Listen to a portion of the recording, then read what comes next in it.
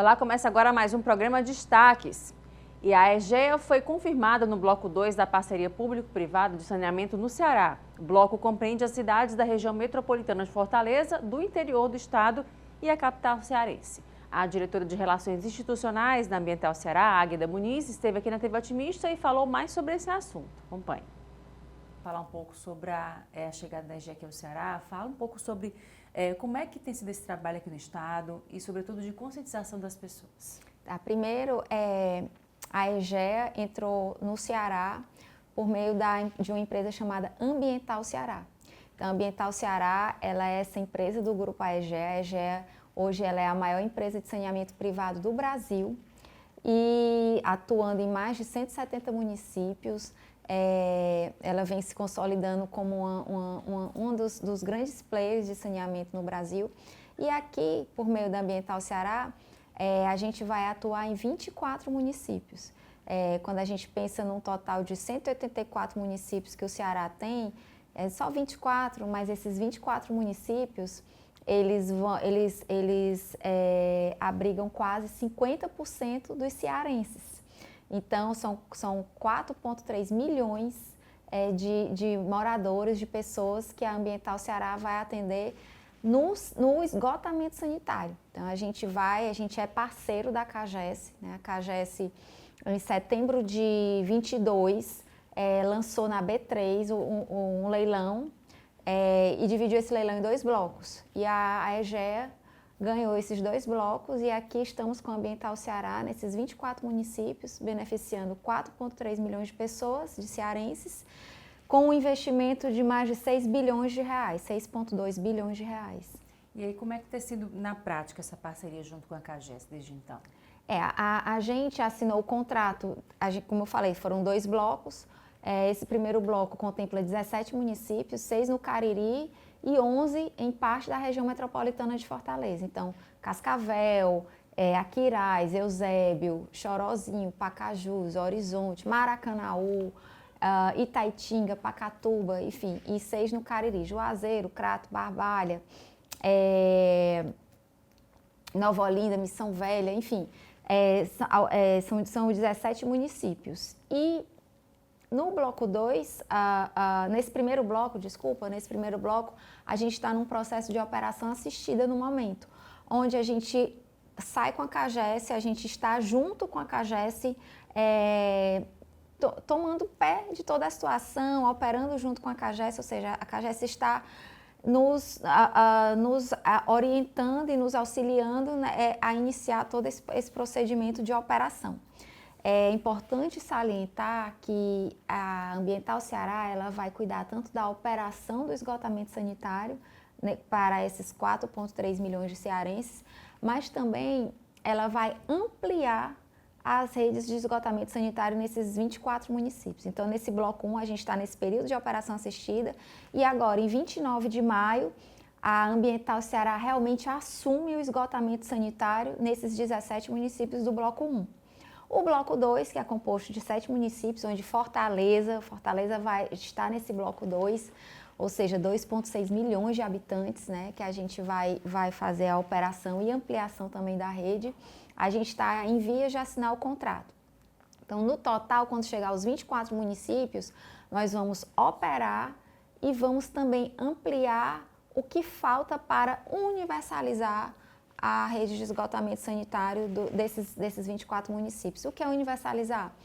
Até 2033, esses municípios têm que estar com cobertura de esgoto em 90%. E em até 2040, 95% de cobertura de esgoto nesses 24 municípios. Então, a nossa tarefa é investir na ampliação e operar em parceria com a CAGES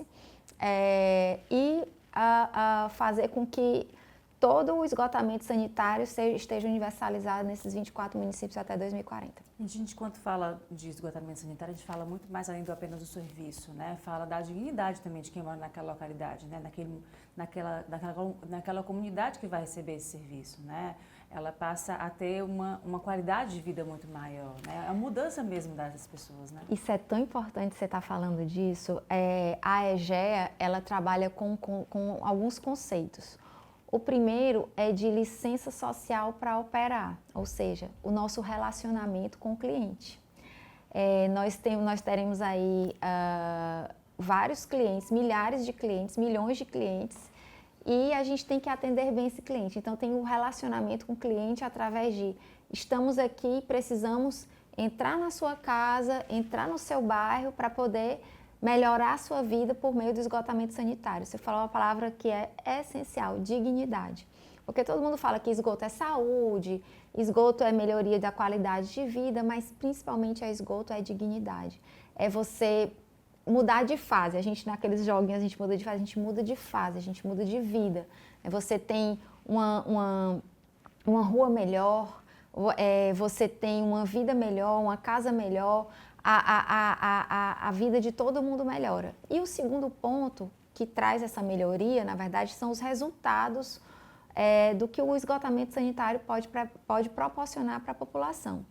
E a EGEA trabalha com o IDH, ou seja, onde a EGEA está, a gente mede essa melhoria, esse resultado da ampliação do esgotamento sanitário por meio dos critérios de IDH, saúde, renda e longevidade. Então, a gente sabe que quando existe o aumento desses 3 indicadores, o IDH melhora e é o sinal de que a nossa atividade, a nossa operação está sendo positiva, está sendo bem sucedida. Porque ela vai mexer com toda a cadeia. A gente fala turismo, a gente fala serviços, a gente fala comércio, a gente fala logística, né, também. Assim, é algo que a gente pensa que talvez seja pontual, mas na verdade vai mexer com a cidade como um todo, né? Mexe com a comunidade, melhora a questão do empreendedorismo, né? E tem uma outra questão que a gente trabalha programas socioambientais, quando a gente fala da licença social para operar, quando a gente fala da melhoria do IDH e do relacionamento com o cliente, principalmente nas comunidades onde se precisa mais de apoio, a EGEA ela entra com esses projetos como uma sustentação à operação do saneamento. Então, são vários projetos socioambientais. Hoje a gente está aí não mais somente como responsabilidade social, mas como melhor prática de ESG, né? O ambiental, o social e a governança. Então, a gente entra para, de alguma forma, se relacionar bem com esse nosso cliente, ampliando a rede de esgotamento sanitário, fazendo a interligação do domicílio dele a essa rede. E é importante a gente ressaltar que não adianta a gente ter a rede de esgotamento implantada. Tem tantos % de cobertura, mas se aquela casa, né, se a minha casa não estiver ligada à rede, então se fez um investimento e não está tendo um resultado. Para onde é que está indo todo o efluente, né? Tudo aquilo que a gente está despejando, às vezes de forma inadequada ou ainda usando uma fossa, que às vezes pode contaminar o solo, enfim, o esgoto ele tem que ir para a rede, né, para a rede pública implantada. Então, tem esse processo de conscientização e esse processo de conscientização, informação e relacionamento é muito em cima dos nossos projetos socioambientais, tanto, mais uma vez falando de relacionamento com o cliente, ou seja, do cliente estar em pleno contato com o nosso time, com a nossa equipe, que vai atuar nessa parceria com a CAGES, como também em projetos onde capacitamos homens e mulheres com relação a encanador, a fazer a parte de como é que se faz essa interligação da rede pública para a casa das pessoas, a depender da comunidade. A gente vai ter programas relacionados a transformar óleo em sabão, a depender da comunidade, a gente e da população local, a gente vai atuar nas escolas, com empreendedorismo, com mulheres, enfim, tem uma gama de projetos que a EGEA tem e que a gente vai poder implantar em Fortaleza, em Juazeiro,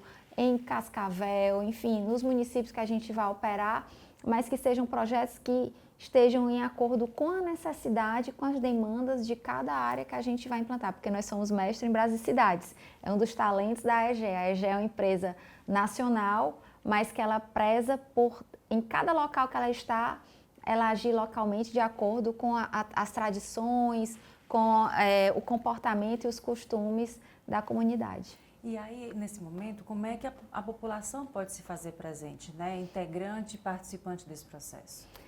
Primeiramente, participando, né, da nossa entrada nesses 24 municípios. Como é que a gente fala participando? A gente tem um projeto chamado Afluentes. O Afluentes, ele reúne as principais lideranças de cada comunidade para ficar em contato conosco. Quando a gente fala muito do relacionamento com o cliente, é essa questão.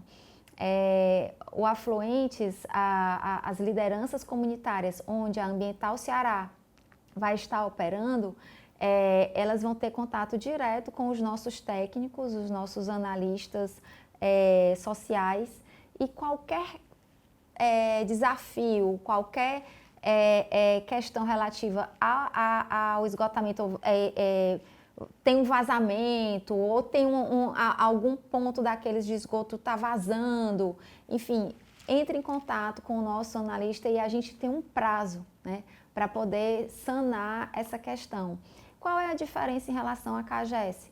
Na verdade, essa parceria ela é importante para a CAGES, é importante para o cidadão, é importante para a Ambiental Ceará, a partir do momento em que a Ambiental vem investir uma quantia para fazer essa universalização em pouquíssimo tempo. Isso demandaria um processo muito mais burocratizado para a solicitação desses investimentos. Então, o privado entra para investir e também na operação para desburocratizar. Às vezes, a questão do poder público ela envolve uma série de órgãos de controle que são necessários para o poder público, leis de licitação e tudo, e que vai demorando o prazo de atendimento à comunidade, né? E aí a empresa privada, essa parceria vem para otimizar esse atendimento. Então a gente julga que é muito importante para a CAGES, é muito importante para a gente enquanto Ambiental Ceará, e mais importante ainda, CAGES e Ambiental Ceará estarmos unidos aí para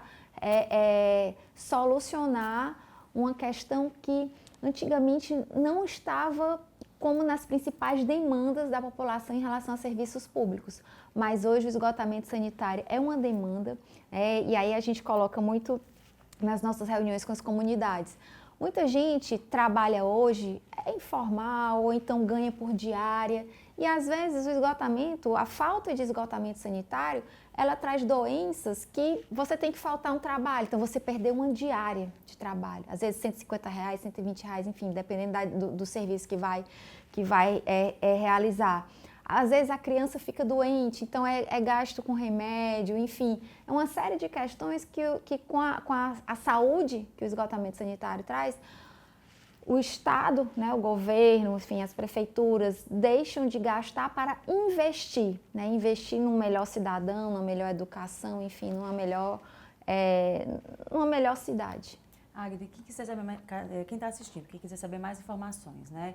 E também fazer parte desse momento, né? De troca junto com vocês, como é que faz? Onde é que vocês estão nas redes sociais, site? Olha, a gente tem a EGEA, e aí é importante a gente até falar, a EGEA está no Ceará com 2 empresas. A Ambiental Ceará, então, no Instagram, a gente está como Ambiental Ceará, LinkedIn também. A gente vai entrar, já entramos aí com uma campanha bem interessante, com um garoto propaganda muito forte, né, que é o Falcão, falando da importância do saneamento, trazendo alguns profissionais também para falar da importância do saneamento. Logo após aí assinarmos o Bloco 2, também teremos outra campanha publicitária muito interessante, mostrando aonde a Ambiental Ceará vai intervir. E temos a Ambiental Crato, que também foi a primeira empresa da EGEA aqui no Ceará. Ambiental Crato é uma concessão e faz toda a parte também de saneamento no município do Crato. E temos a rede social da Ambiental Crato e a rede social da Ambiental Ceará. Então é só seguir a gente nessas redes sociais, e também quando a gente estiver rodando, né, a partir aí no final da operação assistida nesses 17 municípios e nos próximos 7 municípios com a nossa operação assistida, participar das nossas reuniões comunitárias. A gente está mapeando as lideranças comunitárias nesses 17 municípios do Bloco 1 e depois nos 7 municípios do Bloco 2, para que a gente possa estabelecer esse início de relacionamento que a gente não falou aqui, mas é um relacionamento de 30 anos. Então, é um casamento, na verdade, tem casamento que nem dura isso tudo, né? Mas, enfim, é um relacionamento com a CAGES e principalmente com os cearenses. A gente agora vai para o intervalo e volta em instantes com mais destaques.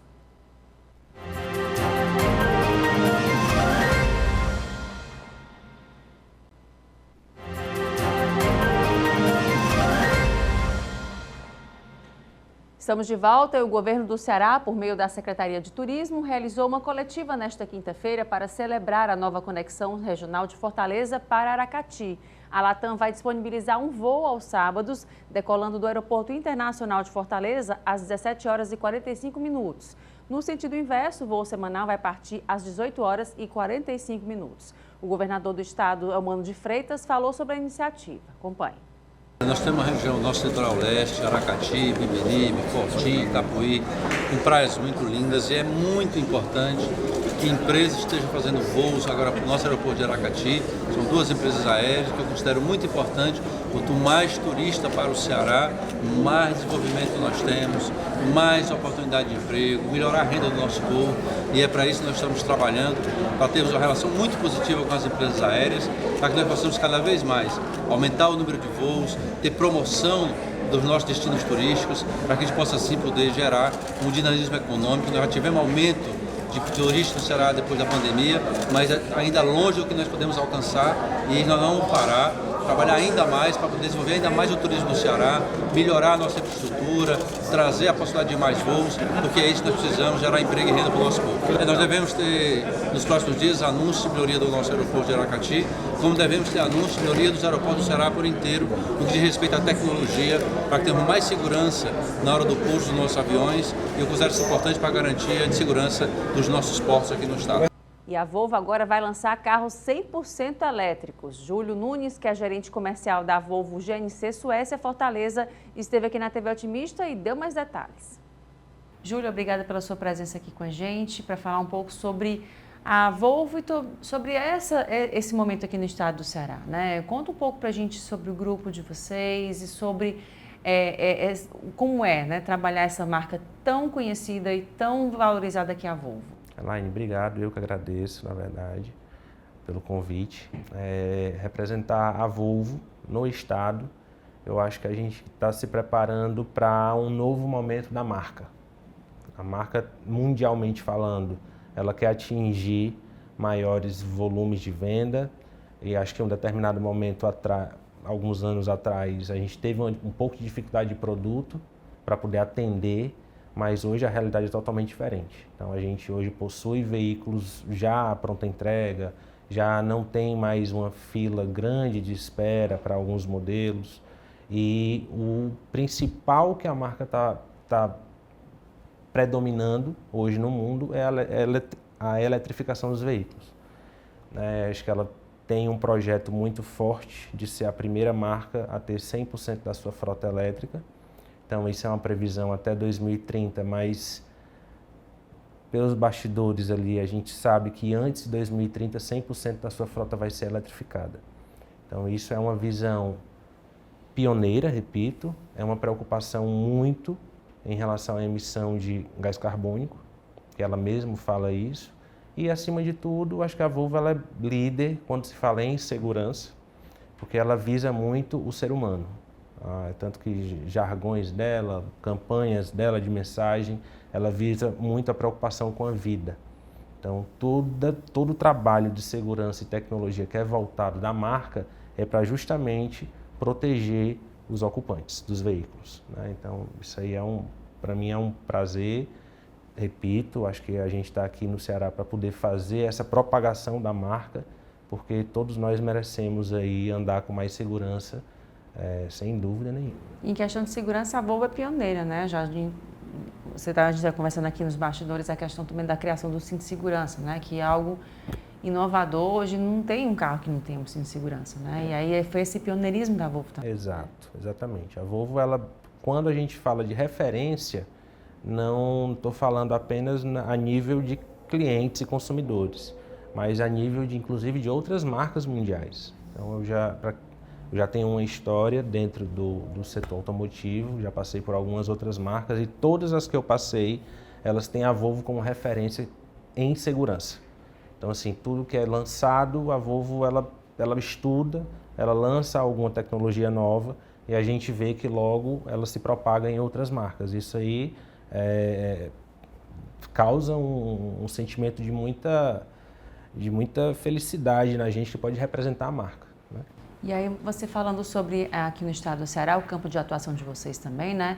Conta um pouco sobre como é que vocês têm feito esse trabalho, né? O cearense, ele gosta da novidade, né? Da tecnologia, da inovação, ele está sempre bebendo dessa fonte, né? E aí, como é que tem sido esse encontro, né? Dos cearenses, dos clientes daqui do estado do Ceará com a Volvo, das inovações tecnológicas que a marca apresenta?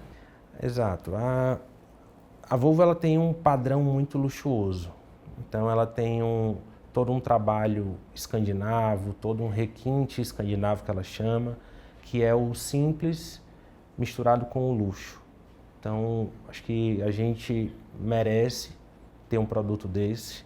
Não é um produto para o que os veículos da Volvo entregam, eles estão muito bem precificados. Acho que talvez o que falta é a gente conhecer um pouco mais, e aqui eu até aproveito a oportunidade para deixar convites de poder ir à loja, de andar nos veículos, de conhecer os veículos, de saber que são veículos que estão bem precificados. Eu acho que isso aí é bacana, porque muitas vezes quando a gente só vê a marca distante, a gente tem medo e não sabe mais ou menos o valor daquele produto. Isso aí acontece com algumas marcas em particular, e a Volvo é uma delas. Então, é um momento, acho que único, que a marca está vivendo, não só no Ceará, mas eu acredito que no mundo. A gente vai ter aí, já até também como um pouquinho de spoiler, 2 novos produtos maravilhosos. Pois é, conta aqui pra gente essas novidades aqui, só para quem está assistindo. Isso mesmo. Acho que a marca Volvo mundial, ela se propôs a ser a primeira marca a eletrificar toda a sua frota. Então, hoje, em produção mundial, 50% dos carros são eletrificados, 100%, e os outros 50% são híbridos, que a gente vai ter a mistura do motor elétrico com o motor a combustão.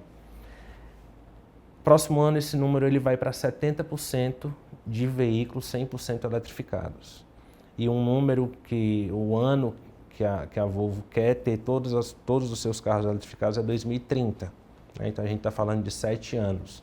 Eu, particularmente, eu acredito que seja antes, pelo desempenho desempenho e a importância que a marca está dando à eletrificação de veículos. Por trás disso, existe uma preocupação gigantesca da marca com emissão de gás carbônio. A partir do que o carro ele é eletrificado, esses carros estão vindo com novas tecnologias também, que vão remeter também, que vão propor mais segurança para os ocupantes do carro. E para a gente, assim, eu tô vivendo meio que quase um sonho, assim, de poder. Eu também sou uma pessoa que, particularmente, eu me preocupo com isso, e ofertar produtos de qualidade, com esse nível de luxo, com esse nível de acabamento, e ainda não emitir nenhum tipo de poluente, acho que é algo especial para quem vive a marca, né? Júlio, e quais são os lançamentos que já se tem? Você pode passar aqui para a gente? Quais são esses próximos que estão chegando aí? Um está mais conhecido, que aí, quando a gente vai falar de padrões de carro, a Volvo, assim como outras marcas, elas denominam por numerações finais, só para ter um pouquinho de conhecimento, né? Então, hoje existe uma linha 40, uma linha 60 e a linha 90. Isso aí vai remeter ao tamanho do veículo. Então, o primeiro veículo dos novos, agora que vai surgir, que vai ser 100% eletrificado, vai ser a 90. Então, a 90 já é um carro de padrão de 7 lugares, é um carro maior, e ele vai vir 100% eletrificado.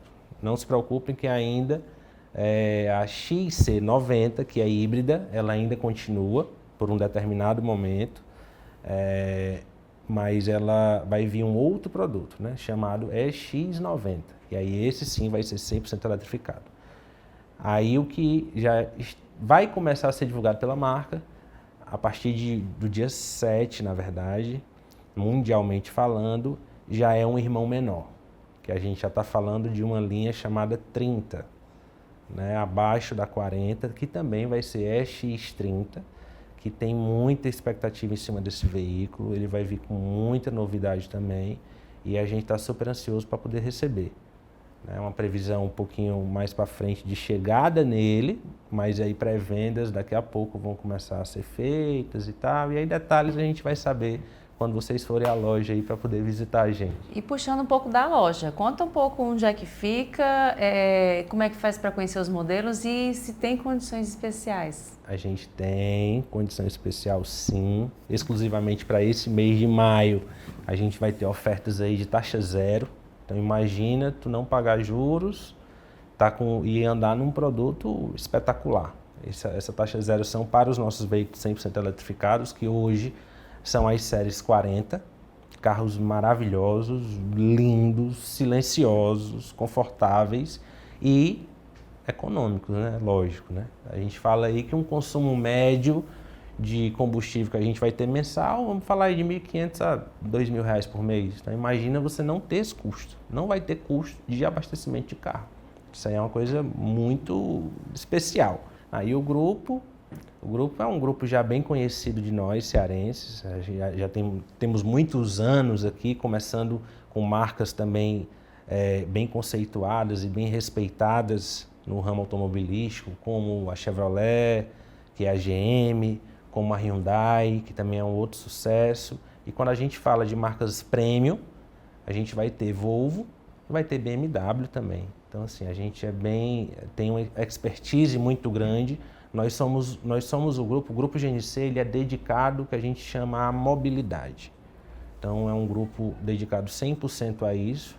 A gente vive o mundo de veículos e somos bem especializados nisso. Acho que, apesar do nosso produto ser carro, mas a nossa principal preocupação é com o cliente, né? Seja ele na hora da compra, seja ele na hora da manutenção do seu carro, seja ele na hora que ele pensa em trocar o seu carro. Então, existe essa preocupação. Além das marcas com o consumidor, a gente sim coloca o cliente na ponta, em primeiro lugar, com preocupação focada nele. A gente entende que se ela estiver feliz, ela vai sair feliz, ela vai falar bem, ela só vai ter sentimentos positivos, né? Então é isso aí que a gente espera que o nosso cliente tenha. Júlia, quem quiser saber mais informações sobre vocês, onde é que faz para encontrar nas redes sociais, também no endereço, para quem está assistindo e quiser saber mais informações. Perfeito. A gente é muito bem localizado, a gente fica próximo a Iguatemi, na Rogaciano Leite, o número é 1815, vizinho a Codisman. A gente estava falando das marcas que a gente compõe, então a gente vai ter a Codisman, na Rogaciano Leite, que é uma mega loja, e colado, parede com parede ali, estamos nós, né? A Volvo. E aí logo depois tem as nossas outras marcas também que eu citei, e com todo o espaço, com todo o conforto, com todo o luxo aí que a loja pode lhe oferecer, com toda a comodidade. Então fica também um convite para a gente poder tomar um café, tomar algum aperitivo, alguma coisa, que vai ser um prazer recebê-los aí sempre. Com certeza. A Comissão de Constituição e Justiça aprovou nesta quarta-feira, dia 10, a proposta que define como atos terroristas determinadas ações de organizações criminosas. O texto pode seguir para a Câmara dos Deputados se não for apresentado recurso para que seja votado no plenário do Senado. O texto altera 4 legislações: a Lei Antiterrorismo, a Lei Antidrogas, a Lei das Organizações Criminosas e o Código Penal para tipificar como terrorismo as ações de grupos criminosos organizados. De acordo com o texto, serão consideradas terrorismo, por exemplo, as seguintes condutas praticadas em nome ou em favor dessas organizações: criar obstáculos ou limites à livre circulação de pessoas, bens e serviços para exercer poder paralelo em determinada região, manter monopólio territorial ou qualquer outro tipo de controle social ou poder paralelo, seja em zona urbana ou rural, com uso de violência ou ameaça. A pena para esses crimes pode variar de 12 a 30 anos de prisão. O texto deixa claro que as atividades das organizações criminosas equiparadas a terrorismo serão aquelas consideradas mais graves, que afetam e causam terror na vida de comunidades e regiões. O tipo penal deve ter a finalidade de provocar terror social ou generalizado. A alteração visa evitar que um simples bloqueio de rua pudesse ser considerado ato terrorista. Organizações criminosas, quando praticam atos que visam, que têm por objetivo impor terror social ou generalizado, elas daí têm que ser tratadas como organizações terroristas. Que é o caso, e aqui o senador Stevenson pode me corrigir se eu estiver errado, que a origem desse projeto é exatamente enfrentar fenômenos como esse que ocorreu no Rio Grande do Norte recentemente. O texto também aumenta as penas para os crimes de associação para o tráfico e instituição de milícias privadas. Em audiência pública na Comissão de Segurança Pública nesta terça-feira, o ministro Flávio Dino se declarou favorável ao texto. O relator da matéria, senador Jorge Cajuru, comemorou a posição do ministro, mas disse que recebeu muita pressão durante a discussão da proposta. O presidente Lula também nunca me ligou.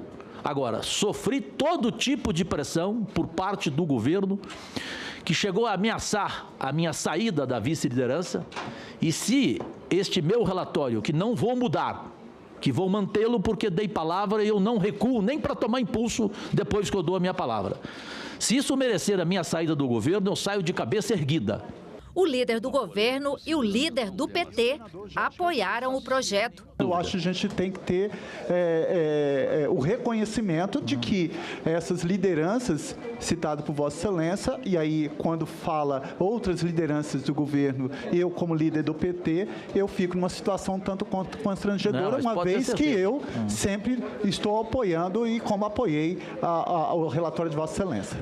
O papel de líder do governo é tentar conciliar as posições dentro do governo, o que não quer dizer que não tenha quem seja contra o projeto por ter preocupações que ele pode ser interpretado para outras intenções que não a original do senador Stevenson. Então, foi feito um trabalho também dentro do governo, num processo de convencimento, e foi acolhido muitas das sugestões que foram dadas tanto ao senador Stevenson como ao senador Cajuru.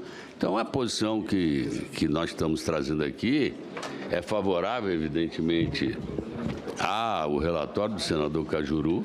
O texto foi aprovado por unanimidade e será encaminhado à Câmara se não houver recurso para análise em plenário. Se trata justamente de punir com mais rigor organizações criminosas. Eu creio, senador Bittar, que não precisa mais de audiência pública, porque o Brasil assistiu por 15 dias a audiência pública do que é terrorismo, de organizações criminosas no estado do Rio Grande do Norte. O Brasil assiste todo dia o que é terrorismo.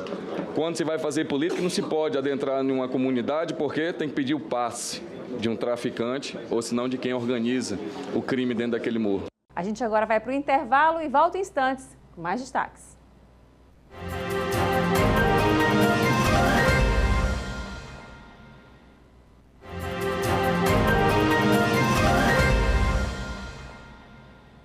Estamos de volta. O Senac vai realizar neste sábado um desfile com o vencedor do concurso Jovens Criadores Senac, o artesão e designer Caio Nascimento, que conquistou o primeiro lugar, esteve aqui na TV Otimista e deu mais detalhes. Primeiro, parabéns, né, por ter sido conquistada essa participação aí, essa premiação. Mas antes de tudo, de falar da premiação, fala um pouco de você. Quem é o Caio? Como é que foi esse encontro aí com o Senac? Bom, eu me chamo Caio Nascimento, eu sou natural de Quixeramobim. Eu trabalho com moda já vai fazer 12 anos, né? Mas meu contato com a moda ele foi muito... eu sempre digo que a moda é quem me conquistou, né? Minha mãe sonhava em um dos filhos fazer moda e aí eu perdi ela em 2011. E aí eu comecei a viver o sonho dela. E aí, graças ao Senac, em 2013, foi quando eu tive meu primeiro contato com profissionais da moda, né? Onde eu fiz um curso de modelagem e aí a partir daí eu consegui me desenvolver mais dentro do mercado. Pois é, Caio, e aí nesse momento quando você, né, passou de Quixeramobim para cá, nesse encontro agora, como foi participar desse concurso agora? O Senac ele trouxe esse diferencial, né? A gente tem poucos concursos de moda a nível nacional mesmo. E o Senac ele trouxe esse formato de concurso que é bem interessante, que a gente tem 2 mentores, né, muito importantes dentro do concurso, que é o David Lee e o Eduardo Mota. O David Lee, inclusive, vai estar desfilando no São Paulo Fashion Week. E aí a gente consegue ter uma complexidade maior do nosso trabalho, né? A gente consegue abranger mais informações. E assim, para mim foi incrível ter participado e mais incrível ainda ter tido a oportunidade de ganhar, né? O primeiro concurso e o primeiro lugar. E quais são os elementos que você gosta de trabalhar? Como é que é a tua pegada na moda? A gente trabalha com streetwear, mas eu desde sempre, desde que eu comecei a me interessar por moda, eu tenho acompanhado os trabalhos artesanais que existem na minha cidade. Quixeramobim é muito rico em processos artesanais. E lá nós temos um dos grupos mais antigos, né, do Ceará, que é o Mãos de Fada. E elas têm uma técnica artesanal que eu acho muito interessante, que é o ponto Paris. E é uma técnica que vinha se perdendo, né? E aí um dos nossos objetivos, né, é trazer essa proximidade do trabalho artesanal para as novas gerações. E aí a gente quer introduzir, né, a gente vai estar introduzindo os processos artesanais dentro do nosso processo de produto de moda, né? O nosso produto ele é um produto mais voltado para o streetwear. E aí a gente quer trazer essa proximidade do antigo com o novo. E é um teste, né? Mas é algo que a gente acredita até pela permanência e reciclagem desse trabalho artesanal. Vai ter esse evento agora sábado, né? Já para poder culminar, digamos assim, né? Fechar esse momento de celebração. Isso. Sábado a gente vai estar lançando o primeiro desfile da marca, né? E a marca propriamente dita, né? Vai ser um lançamento conjunto. E aí, como é que tá o coração nesse momento, assim, né? De estar lançando, mostrar a sua obra, mostrar a sua linguagem para quem está olhando, para quem está participando do desfile? Só felicidade, né? Acho que não tem outra palavra para descrever. Eu tenho uma sócia junto comigo, né, dentro desse processo, que é a Kate Oliveira. E a gente, às vezes, para conversar e a gente fica, nossa, quem diria, né? Graças ao Senac, a gente tinha planos de lançar o nosso negócio, né? Mas graças ao Senac a gente adiantou anos de trabalho. Realmente o Senac ele foi um divisor de águas. E aí, falando sobre essa tua vivência, né, junto ao Senac, assim, como é a importância de ter o Senac para a formação, né, para novos profissionais do mercado de trabalho, para esse olhar voltado para o mercado também? O Senac ele ajuda muito, né? Tipo assim, ele não só educa, ele literalmente ele prepara para a vivência, né, do mercado. Eu acho que quem não teve a oportunidade de ter feito algum curso no Senac, eu convido as pessoas a vir a fazer, porque realmente só vivendo para entender. E já puxando tua presença aqui, me conta um pouco sobre as tendências que a gente tem de moda, né? O que já está falando por aí agora para 2023, para a gente ficar de olho. A gente foca no masculino, né? O nosso produto ele é masculino e, como eu havia falado, o streetwear está muito em alta. Quando a gente olha para a Europa, as grandes marcas, elas todas estão trabalhando com o streetwear, né? Que são roupas mais largas, mais soltas, que a gente chama de oversize. E aí acaba sendo mais um produto mais comunitário, né? Tipo assim, ele consegue abranger vários corpos, porque como ele é uma peça mais ampla, né? Acaba conversando com de várias maneiras, vários corpos e pessoas, né? Isso.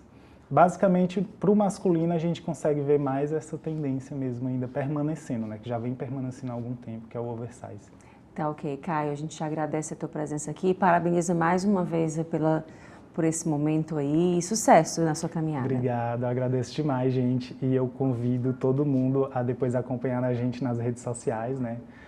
O nome do nosso projeto é Caio, que é C-A-I-I-O, depois vocês podem procurar no Instagram.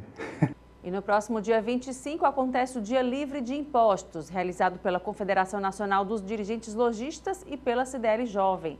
Priscila Mesquita, que é a diretora da CDL Jovem, esteve aqui na TV Otimista e deu mais detalhes. Acompanhe. Agora, dia 25, vai ser esse Dia Livre de Impostos, né? Mais do que desconto, tem um porquê dessa ação, né? Conta pra gente. Exatamente, Elaine. Eu queria agradecer a presença, a abertura que o Otimista sempre faz aqui para a equipe da CDL. A gente sempre está por aqui atualizando, tentando mostrar o movimento que a CDL Jovem está fazendo no mercado para sempre melhorar e a gente fazer sempre esse network entre as empresas que estão crescendo e nascendo aí nesse mercado. A CDL ela tem um evento que hoje nós já estamos na 17ª, hoje não, esse ano, né? Nós estamos na 17ª edição do Dia Livre de Impostos, que é o DLI. O DLI, ele nasceu em Santa Catarina, pela FCDL, e aí a CDL Jovem de lá comprou a ideia e agora todas as CDLs nacionalmente replicam esse evento todas no mesmo dia. Então, é um dia, vai acontecer no dia 25 de maio. Esse dia, por que ele é escolhido? Ele representa 40% de todos os tributos que a gente paga, 40% dos dias do ano que a gente paga de tributos. Então, a partir desse dia, a gente, desde janeiro até o dia 25 de maio, trabalhamos só para pagar os tributos. A partir desse dia é que a gente relaxa. Então, esse evento, ele é uma forma de protesto e conscientização da população da alta carga tributária que a gente paga no nosso país e que às vezes a gente nem percebe. E como é que a gente tenta mostrar e materializar isso para o consumidor? O lojista, qualquer lojista de Fortaleza, eu falo daqui dessa região porque eu fui escolhida para coordenar esse evento aqui em Fortaleza, aqui no Ceará. Nós temos uma adesão maior aqui mesmo, na capital. E aí nós falamos para os lojistas como é que é o evento, qual é o propósito desse evento, e aí a gente precisa que eles entendam para que eles possam ofertar para o consumidor um produto com desconto, como se ele estivesse tirando a carga tributária daquele produto. Então, nós vamos ter produtos no mercado ofertados com até 70% de desconto, que é o equivalente ao que seria de imposto. É até 70%, gente. Não significa que todos os produtos vão estar com 70%, porque cada produto tem uma carga tributária diferente. Então, nós vamos respeitar todos esses impostos de cada produto. Então, cada produto vai ter o seu preço lá na prateleira. Então, a gente faz uma mídia nacional, a gente leva o consumidor para as lojas, para conscientizar desses tributos, do que ele está pagando. E aí o consumidor se beneficia comprando realmente produtos mais baratos e o lojista, ele se beneficia conhecendo novos clientes, trazendo novos clientes para a loja dele. Então, ele precisa comprar realmente a ideia e investir na publicidade da loja. A publicidade que eu digo é um adesivo, uma decoração, uma coisa mais chamativa, informando que ele está participando do evento, fora os nossos meios, que a gente também divulga. Quem quer participar, o lojista que quiser participar, colocar um produto lá em desconto, a gente coleta os dados, ele pode entrar em contato com a gente. A gente vai colocar, inclusive, aqui para quem está assistindo, já esse contato direto. Pode. Pronto. Entra em contato com a gente da CDL Jovem, a gente faz um cadastro do lojista que está interessado, a gente divulga no site da DLI Nacional esse produto, essa loja que está ali participando com a gente. No dia que quem tiver, o consumidor que tiver dúvidas, ele vai procurar a gente vai poder indicar quem é o lojista que está participando, entendeu? Então, quando ele enfeita a loja, que ele faz aquela decoração, que ele coloca muitos produtos bons, que ele tem na prateleira, que ele acha que vai ter uma saída boa, ele consegue atingir uma maior quantidade de clientes nesse dia. Tem gente que vende muito bem nesse dia, ultrapassa Black Friday em vendas. Então, o que a gente mais quer é passar que não é só um desconto pelo desconto. Ele tem um propósito de conscientização da população e que a gente está se movimentando para isso. Nós estamos levando para o Senado toda essa questão dos tributos, da reforma tributária. A gente está, em conjunto com a FCDL, fazendo esse movimento lá. E para que dê certo, a gente precisa de um movimento muito maior, que não é só a gente, nós temos a população, e a população participa dessa forma, indo para os shoppings, vendo quais são os descontos, vendo ali qual é o tributo que estava tendo naquele produto que está sendo ofertado. E assim a gente consegue movimentar muito esse dia. Nesse dia sai nacionalmente, como é que eu posso dizer? A questão da divulgação ela é bem ampla, né? Muito ampla. Se você estiver em São Paulo, você está vendo no jornal onde é que está tendo. Se você sair de São Paulo e vier para Fortaleza, no mesmo dia está saindo onde é que está tendo as promoções. Então, é muito legal. A gente precisa da participação do máximo de pessoas possível para poder a gente continuar estimulando e ver o que a gente pode fazer dessa reforma tributária que só atrapalha tanto o empresário quanto o lojista, né? Quanto o consumidor. E nesse caso, quantas lojas vão estar participando? São lojas de rua, lojas de shopping? Quem é que está já abraçando essa causa? Nós estamos hoje com todas as lojas do Rio Mar Fortaleza, Rio Mar Kennedy e as lojas de rua. Quem tem uma marca que tem várias lojas, tanto Rio Mar Fortaleza, de interior, também pode entrar, é só procurar a gente que a gente consegue fazer esse cadastro para participar do evento e a gente conseguir divulgar que esse lojista, que essa empresa está participando. Priscila, quem quiser saber mais informações, tem um site, vocês nas redes sociais, como é que faz para poder encontrar? Nós temos o site, temos as redes sociais da CDL Jovem, temos o site da DLI e temos um telefone para contato que a gente vai passar aqui. Tá ok, Priscila. E aí, nesse caso, além dessa ação, né, a CDL Jovem está fazendo outras ações também durante o ano, né? O que a gente já tem programado, o que vocês já podem falar de ações nesse sentido? Nós temos todo mês um almoço empresarial em que a gente discute com grandes empresários de Fortaleza como é que o mercado está se movimentando, o que a gente pode melhorar.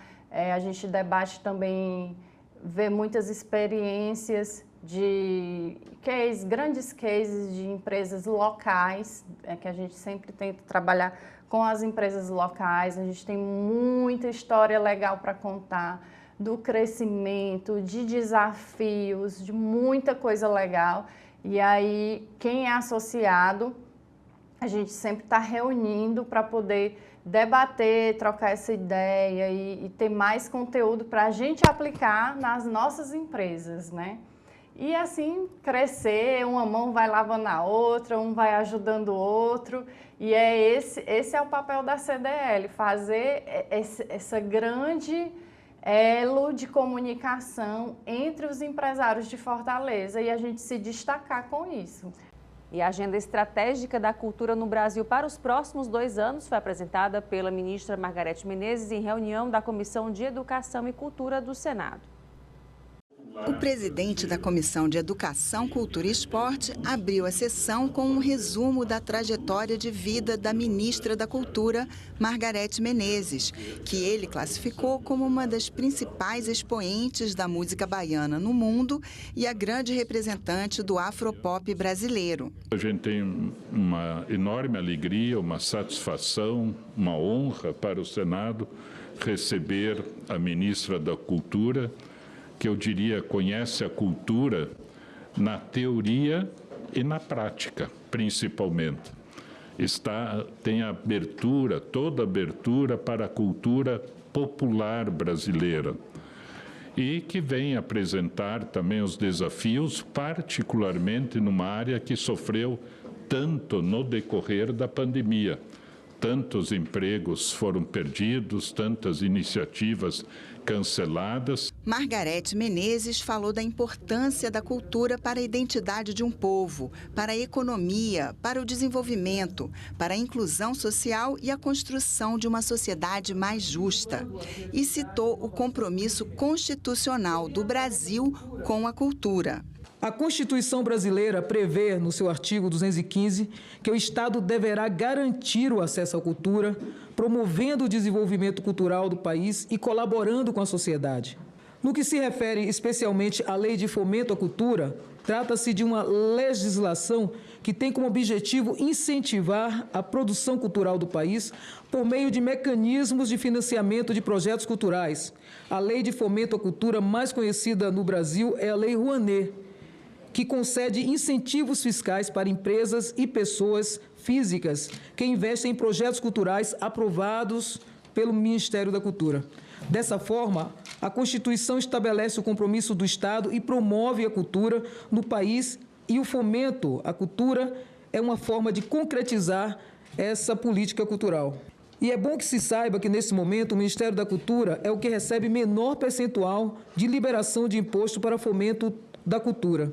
A ministra lembrou que o Ministério da Cultura foi desmontado 3 vezes, mas agora está de volta e agradeceu a colaboração do Senado para o incentivo à cultura.